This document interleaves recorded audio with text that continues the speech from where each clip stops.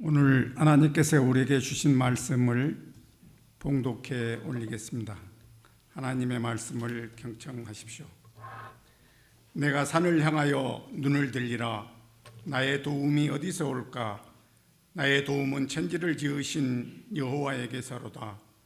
여호와께서 너를 실족하지 아니하게 하시며 너를 지키시는 이가 졸지 아니하시리로다. 이스라엘을 지키시는 이는 졸지도 아니하시고 주무시지도 아니하시리로다. 여호와는 너를 지키시는 이시라. 여호와께서 내 오른쪽에서 내 그늘이 되시나니 낮의 해가 너를 상하게 하지 아니하며 밤의 달도 너를 해치지 아니하리로다. 여호와께서 너를 지켜 모든 환난을 면하게 하시며 또 내 영혼을 지키시리로다. 여호와께서 너의 출입을 지금부터 영원까지 지키시리로다. 아멘. 하나님께서 이 말씀을 통해 우리에게 은혜 주시기를 원합니다. 아멘. 지난 한 주간은 마음 쓸 일이 참 많이 있었던 것 같습니다. 조금 약해졌다, 좀 줄었다 생각되지만 코로나19 바이러스로 인한 걱정과 염려는 여전한 것 같고요. 이럴 때일수록 더 조심해야 되겠다 하는 생각도 해보게 됩니다. 어려운 중에 치른 4월 15일 국회의원 선거도 있었죠. 정부는 많이 조마조마했는데 그 다음의 결과를 보니까 이번 선거를 코로나19 어려운 중에 치러낸 국가로서 국격도 높여가고 세계에서 주목받는 어려움 속에서도 민주주의와 그리고 인권 그리고 서로가 함께 살아가는 공동체성을 유지한 참 특별한 나라로서 이렇게 인정받게 된다고 하는 것도 어쩌면 우리 국민으로서의 자긍심이 아닐까 하는 생각도 해보았습니다. 또 6년이 지났어요. 그럼에도 불구하고 아직도 생각만 하면은 마음 먹먹해질 수밖에 없는 우리 세월호 아픔이 있었던 주간이기도 했습니다. 그래서 오늘 설교는 조금 위로가 되고 힘이 되는 말씀을 전하면 좋겠다 하는 생각을 했습니다. 그래서 성경을 넣고 위로가 되는 말씀, 힘이 되는 말씀으로 찾기 시작했어요. 근데 막상 이렇게 찾아보니까 얼마나 많은지요. 생명의 말씀인 창세기, 생명의 시작부터 또 종되었던 민족을 해방시켜서 참된 자유를 주시고 하나님이 예배하는 민족으로 세워주시는 출애굽기의 말씀도 그렇고요. 그리고 신명기, 민수기, 광야 생활 속에서 구름기둥, 불기둥, 만나, 메추라기, 신의 산, 엘림의 샘솟는 우물까지 하나하나 절망을 희망으로 바꿔가는 그 황량함 속에서 하나님의 촉촉한 은혜를 맛보고 그 거칠음을 이겨낼 수 있도록 도우는 말씀들이 막 곳곳에 있는 거예요. 선지서는 어떻고요? 예언자 한 사람 한 사람을 그 어렵고 힘겨운 시대 속에서 불러내서 하나님의 음성을 가슴에 담게 하시고 그 말씀을 전하게 하셨죠. 그 말씀이 다 희망이었어요. 기죽지 마라, 힘을 내라, 희망을 가져라, 포기하지 말라, 회복할 것이다, 사랑은 여전하다, 내가 너와 함께한다, 너는 내 것이다, 불 가운데 지날지라도 물 가운데 있을지라도 상하지 않고 해치지 않을 것이다, 내가 너를 보호할 것이다. 힘이 되는 말씀들이 곳곳에 있는 거예요. 신약으로 넘어와서 복음서는요, 두말할 필요도 없겠죠. 예수님께서 만나셨던 그 모든 사람 가운데에서 마치 말라가던 나무들이 새로운 꽃을 피듯이 예수 그리스도는 희망이 되어주셨죠. 위로가 되어주셨죠. 격려가 되어주셨죠. 그리고 서신서는요, 바울 서신뿐만 아니라 여러 가지 초대교회 공동체에서 쓰여졌던 그리고 나눠졌던 서신서는 그 시대가 힘들었기에 이제 막 싹이 돋아나는 초대교회 공동체였기 때문에 그 싹을 지키고 보살피기 위해서 간절한 마음으로 서로가 서로를 격려하고 위로하고 힘이 되어지는 말씀들이 곳곳에 있는 거예요. 제가 원래 결정장애가 별로 없는 사람인데 그러고 나니까 이걸 할까 저걸 할까 고민이 되게 되는 거예요. 그러다가 제가 선택한 곳이 바로 시편 121편이에요.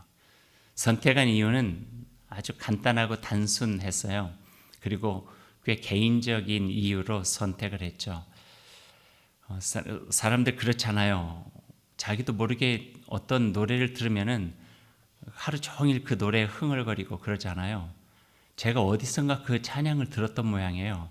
제가 지난 한 주간 동안 저도 모르게 흥얼거린 찬양이 시편 121편 찬양을 계속 이렇게 부르면서 지냈어요.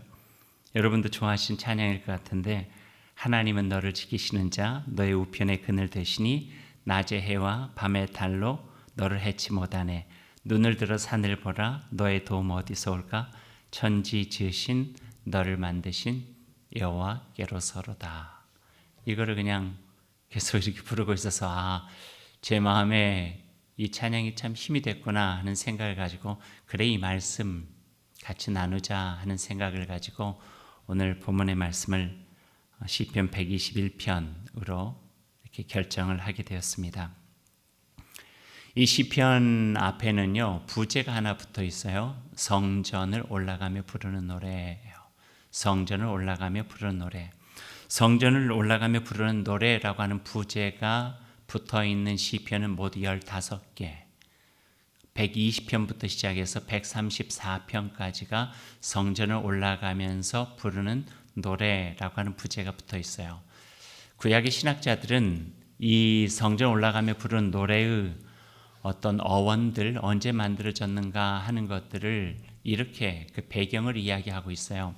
바벨론 포로기에서 예루살렘 성전이 무너져서 성전의 상실시대였지만 다시 회복하여 돌아오며 새롭게 재건될 성전을 꿈꾸면서 포로된 민족이 돌아올 때 그들이 불렀던 노래일 것이다. 그 노래가 거기에서 구전으로 내려오다가 함께 모아져서 시편이라고 하는 노래로 완성됐을 것이다. 그리고 이스라엘 백성들은 그때 잃었던, 회복되었던 것들을 마음에 새기고 잊지 않기 위해서 그들이 성전에 올라갈 때마다 이 노래를 부르면서 예루살렘 성전에 올라가고, 그리고 지방에서 예루살렘으로 올 때 하나님을 사모하는 마음으로 노래했을 것이다. 이것이 구약 그 신학자들이 하고 있는 이야기예요. 그 중에 하나인 시편 121편 성전을 올라가는 노래를 오늘 저희가 본문으로 삼아서 같이 나누게 되었습니다. 성경 말씀을 한번 보시겠어요? 대화체로 되어져 있는 시편 121편은 1절과 2절에 서론이 되어져 있고요. 그리고 3절부터 8절까지는 그 서론, 특별히 2절을 보완하는 내용으로 구성이 되어져 있는 것이 이 시편이에요. 1절 말씀에 이렇게 이야기를 하죠.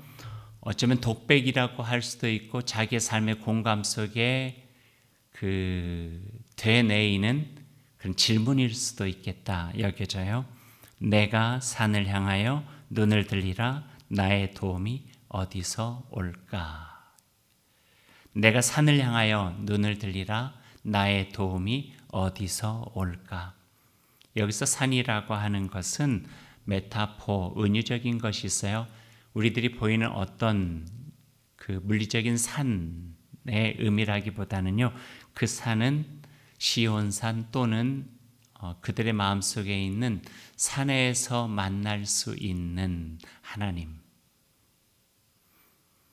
그래서 내가 산을 향하여 눈을 들리라 하는 것은 나의 눈을 들어 하나님을 바라본다.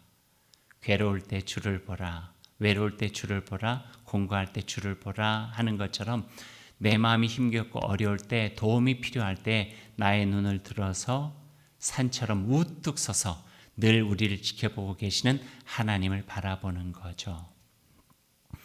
이스라엘 백성들은요, 성전을 잃어본 백성이에요.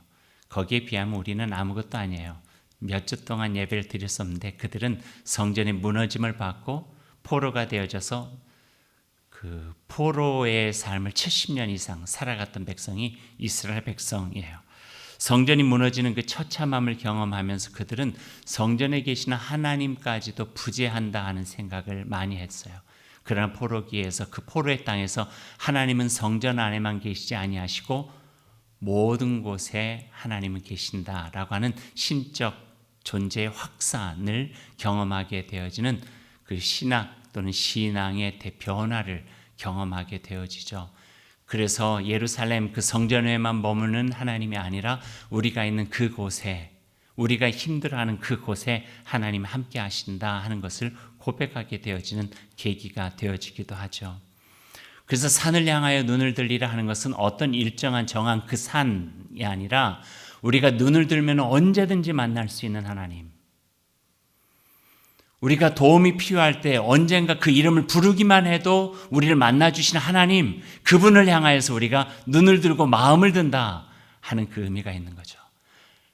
어른들이 많이 사용하시는 아버지 하면 우리의 음성을 세심히 들어주시고 거기에 반응해 주시는 하나님, 그 하나님에 대한 부름이 1절에 있는 거예요. 내가 산을 향하여 눈을 들리라. 나의 도움이 필요할 때에 나의 마음과 나의 눈을 들어서 주님을 찾습니다 하는 거예요. 하나님을 찾습니다. 이럴 때 2절에 대답이 있어요. 나의 도움은 천지를 지으신 여호와에게서로다.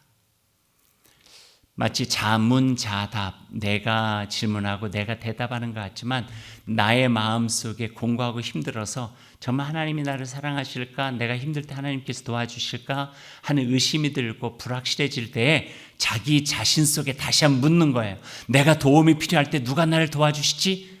맞아, 천지를 지으신 여호와 하나님이 나와 함께 하시지 라고 내 스스로에게 다시 확신적 대답을 하고 있는 내용이 2절에 있어요.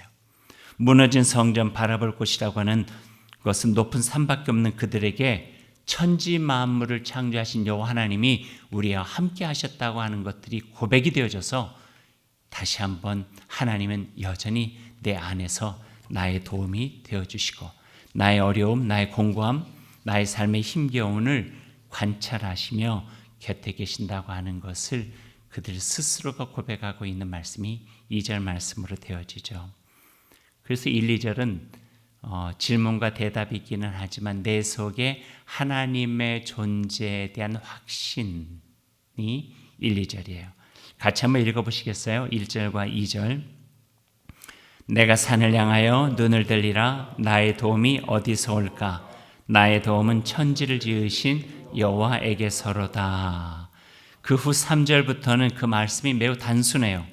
도우시고 지키시는 방법에 대해서 설명하고 있어요. 근데 그 특징 중에 하나는요, 3절에서 8절까지 6절 정도밖에 되지 않는데 6번이나 반복되어지면서 중요하게 우리에게 보여주고 계시는 단어 하나가 있어요. 그 단어가 바로 지키시며 3절 너를 지키시는 이는 졸지 않으신다. 4절 이스라엘을 지키시는 이는 졸지도 아니하시고 주무시지도 않으신다. 5절 여호와는 너를 지키시기 위해 오른편에서 그늘이 되어주시고 밤의 달도 낮의 해도 결코 상하거나 해치지 못하게 할 것이다. 7절 여호와께서 너를 지키고 또 지켜서 환난을 면하게 하시고 영원까지 보존해 주신다. 그리고 8절 여호와께서 들고 나가는 모든 것, 살고 죽고 죽음을 넘어 새로이 사는 그 모든 날을 지켜주실 것이다. 6번이나 반복해 가면서 강조하고 계세요. 어떤 의미일까요? 한두 번 말하면요 잊어버릴까 봐, 한두 번 말해서는 믿지 못할까 봐, 너무 힘들어서 절망하면은 그거조차 생각하지 못할까 봐 반복하고 또 반복하시는 거예요. 지킬 것이다, 지키겠다, 지킨다, 지키고 있다, 내가 지킨다고 약속하지 않으니 그래 나는 지켜줄 것이다, 계속적으로 반복하면서 그 백성들에게 말씀해 주고 계시죠. 여기에 담긴 두 가지의 의미가 있어요. 비슷하면서도 좀 구별하면은 두 가지의 의미를 우리들이 거기에서 만날 수 있을 것 같아요. 첫 번째 의미는요, 단호하고도 타협 없는 확신, 지켜주신다고 하는 확신이에요. 아무리 힘들고 어려워도 끝이 보이지 않는 것 같은 환난 속에서도 나는 너희의 하나님이니 나의 백성인 너희는 내가 지키겠다. 단호하고도 타협 없는 하나님의 약속이 이 속에 담겨져 있는 거예요. 이것은 막연히 우리들이 가끔 하는 것처럼 이 또한 지나갈 거예요, 세월에 맡겨버리는 그런 수동적인 긍정 아니에요. 승리의 V자를 지나면서 우리 이겨낼 수 있어요 라고 하는 어떤 식의 이런 확언도 아니에요. 너희는 나의 분명한 백성이요 나의 자녀이니 천지 만물을 지은 나 여호와 하나님이 분명히 너희는 지키고 내가 함께 하겠다라고 하는 언약의 약속이 이 말씀 속에 담겨져 있는 거예요. 이것을 이루기 위해서 그분은 졸지도 않으시다 하였고 주무시도 아니하신다고 약속해 주셨고요. 지키신다고 하는 것을 무려 6번이나 반복해 가면서 강조하고 계시는 하나님의 마음이 이 속에 배어 있다 하는 거예요. 나는 결코 포기하지 않으니 너희도 포기하지 말아라. 내가 너희 곁에 있음을 결코 잊지 말아라. 그 힘을 가지고 견고히 이겨내라 하는 말씀을 시편 121편을 통해서 해주신다는 거예요. 성전에 올라가는 이의 마음이 어떨까요? 다 좋은 마음만 있을까요? 여러분 오늘 교회 오실 때 어떠셨어요? 가정에서 오늘 온라인으로 예배 드리신 여러분의 마음은 오늘 어떠셨어요? 하나님 만나니까 막 기대되고 나를 행복하게 해주시고 나에게 기쁨 주신 하나님 너무 좋고 그 마음만 있는 것은 아니잖아요. 공고함 속에서도 올라가고 염려 가운데서도 올라가고 두려움 가운데서도 올라가고 올라가기 힘든 여건 속에서도 주님 앞에 나아가고 그 마음을 주님께서 아시는 거예요. 아시면서 말씀해 주시는 거예요. 내가 너를 지켜주겠다. 내가 너희를 지켜주겠다. 지킬 것이다. 지킨다. 지킨다고 하지 않았냐? 그 약속을 믿어라. 그래 나는 너희를 포기하지 않으니 너희도 나를 포기하지 말아라. 내가 너희의 곁에 있을 것이니 분명히 여러 가지 어려운 상황 속에도 힘을 내고 이겨내자 하는 이 말씀들을 주님께서 해주고 계시는 거죠. 하나님이 가지고 계신 당신의 선한 목표, 그 선한 목표가 뭐예요? 백성의 구원이죠. 그난 선한 목표에 이르기 전까지는 내가 결코 쉬지 않고 멈추지도 않겠다.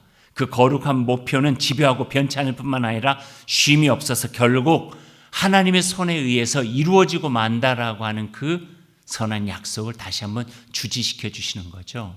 그 증거가 뭐예요? 하나님께서 이렇게 약속하신 증거가 뭐예요?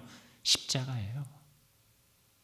성육신적 삶이에요. 나의 아들까지 너희에게 주어서 내어 주어서 생명까지 내어 주셔서 내가 너희를 사랑한다. 너희를 지키겠다. 너희의 구원을 위해서라면 나의 아들까지도 포기할 수 있다라고 하는 하나님의 그 마음이 바로 이 시편 121편 속에서도 담겨져 있고 드러나고 있다 하는 거죠. 그 약속의 상징이 바로 십자가라면 그 약속을 지키신 증표, 지켜서 우리에게 보여주신 그 사랑의 증표는 부활하신 예수 그리스도예요. 죽음이 끝이 아니라는 거죠. 지키는 것이 끝이 아니라 지킨 후에 함께 하나님 안에서 승리를 맛보면서 부활의 참된 찬미 속에서 우리가 영광 중에 거하는 어려움이 끝이 아니라 어려움 속의 위로가 끝이 아니라 어려움을 이겨낸 후에 견고하게 새로워져서 하나님과 함께 그분의 나를 보면서 영광 속에 거하는 그 나를 주시겠다고 하는 하나님의 약속, 그 약속이 바로 이 시편 121편과 그리고 성서 곳곳에서 하나님께서 우리에게 보여주시는 그 말씀을 통해서 나타나고 있습니다.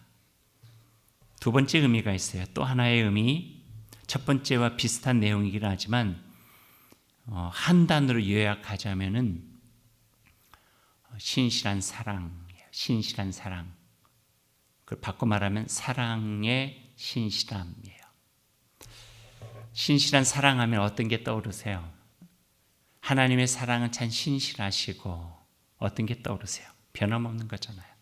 한결같은 거잖아요. 상황 환경에 휘둘리지 않는 온전하신 하나님의 사랑이잖아요. 보여주셨잖아요. 언제까지 사랑하신다, 어떻게 사랑하신다는 것까지도 다 보여주셨잖아요. 그게 신실한 사랑이에요. 하나님이 그의 자녀, 그의 백성을 향해 보여주시는 사랑의 신실성이죠. 지난 주간에 젊은 부부를 만나서 같이 이야기를 할 기회가 있었어요. 그 교우가 무슨 이야기 그때 저에게 이런 걸 물어봐. 목사님 드라마 좋아하세요? 그래서 뭐 가끔 좋은 드라마는 보고 있다고 그랬더니 그럼 혹시 목사님 부부의 세계라는 거 보셨어요? 이렇게 물어보는 거예요. 여러분 보세요. 부부의 세계. 근데 저는 안 봤거든요. 그래서 그 물어봤죠. 좋은 드라마인가요? 그랬더니 모르겠어요. 좋은 드라마인지는 잘 모르겠지만 남자들은 꼭 보면 좋을 것 같아서요. 저한테 왜 그 이야기를 했는지 모르지만 하여튼 그 이야기를 들었어요. 그리고 그게 뭔가 했더니 신실한 사랑과는 전혀 다른 사랑이더라고요. 신실한 사랑은 사람 속에서 볼 수 있는 사랑은 아닌 것 같아요. 흉내는 낼 수 있겠죠. 그 사랑을 담기 위해서 애를 쓸 수는 있겠죠. 어머니의 사랑, 어쩌면 거기에서 하나님의 그 신실하심을 맛볼 수 있을지도 모르겠어요. 그 신실한 사랑, 변함없는 사랑, 끝까지 가시는 사랑, 그 사랑이 우리에게 있다 하는 거예요. 이걸 에레미야 선지자는 어떻게 표현하냐면요. 예레미야서 31장에 보면은 황량한 들판 같은 광야에 한 사람이 서 있어요. 만약에 그런 것을 여러분 그 그림을 상상해 보세요. 황량한 광야, 풀 한 폭이 없고 나무 한 그루 없는 그 황량한 광야에 한 사람이 서 있어요. 그 얼마나 외롭고 곤고해 보여요. 그런데 그 사람을 향하여 한 사람이 가요. 그래서 그 곁에서 같이 버테 그 광야를 걸어가 주는 거예요. 그러면서 예레미야서는 어떻게 그걸 표현하냐면요. 갑자기 그 누군가가 그 곁에 있음으로 인하여서 그 광야는 은혜로 채워지게 되었다. 그렇게 이야기를 해요. 한 사람인데. 그러니까 하나님께서 때로는 광야에 서 있는 것 같은 우리에게 오른편에서 그늘이 되어주시고 졸지도 않으시고 주무시지도 아니하시면서 우리 곁에 언제나 계시겠다 약속해 주신 것은 우리의 삶이 때로는 광야 같을지라도 은혜로 채워진 광야. 광야라는 것은 변함없지만 그럼에도 불구하고 은혜로 채워진 광야가 되어져서 함께 이겨낼 만하다. 버텨낼 만하다. 희망을 갖게 되고 위로를 받게 되고 새 소망을 갖고 살아갈 수 있는 마음을 갖게 된다 하는 거예요. 예루살렘 성전 무너지고 예루살렘 폐허가 되어지고 포로로 가는 그들 곁에 예수님께서 함께 걸어가고 하나님께서 함께 걸어가고 계시는 것을 예레미야는 성서적 예언자적 상상력을 가지고 보게 된 거죠. 그래서 저들이 가는 길은 광야 길 같지만 그러나 은혜로 채워진 광야가 될 것이다. 하나님이 함께 하신 포로의 70년 동안도 은혜로 채워진 광야처럼 그들에게는 회복의 날이 되어질 것이고 하나님 안에서 새롭게 경험하는 주의 은혜를 경험하여 더욱더 견고하고 주의 백성으로 다시 설 수 있게 될 것이다. 이 말씀을 해주고 계시죠. 신실한 사랑이 담겨 있는 노래, 그 노래를 부르면서 성전을 올라갈 거예요. 내가 가는 길이 결코 광야와 같은 황량한 벌판 같지만 그럼에도 불구하고 하나님께서 내 곁에 함께 계시고 나와 함께 걸어가시고 그늘이 되어주시고 쉴만한 물가 푸른 초장 되어주시며 우리 함께 해주시니 이와 같은 광야의 어려움도 이겨낼 수 있습니다. 하나님의 은혜로 채워져서 극복해낼 수 있습니다 하는 그 희망의 위로가 오늘 이 시편을 통해서 우리에게 들려주고 계십니다. 코로나19 알면 알수록 앞으로 일상은 많이 바뀌어질 것 같아요. 우리들이 쉽게 이야기를 하죠. 이제 코로나19 끝나고 다시 정상적인 삶으로 돌아가면. 그런데 어떤 분이 그렇게 이야기를 해요. 결코 정상으로 돌아갈 수는 없을 것이다. 새로운 일상으로 우리들이 살아가야 될 것이다. 그 새로운 일상은 적어도 코로나19를 통하여서 우리들이 자성하고 자각한 깨달아 알게 된 신앙적 지혜, 영적인 지혜로 만나는 새로운 일상이 되어져야만 한다. 이렇게 이야기를 해요. 저는 그 말이 참 마음에 와 닿았어요. 정상적인 삶으로 돌아가지 못한다는 이야기를 하면서 또 한 가지 이런 이야기를 해요. 우리가 그러면은 지난날 살아왔던 삶이 정상적인 삶이었나? 우리들이 욕심껏 살아왔고 자연 환경 해치면서 우리 편리만을 원했고 인간의 과학기술 발전으로 인하여서 많은 것들을 무시해 갔고 더욱더 높아만 갔고 더욱더 확장시켜 나가고 개인주의적인 나만을 위해서 살아왔던 그 삶이 이게 정상이었나? 그러니 예전에 우리가 살았던 삶을 정상이라 말하지 말라.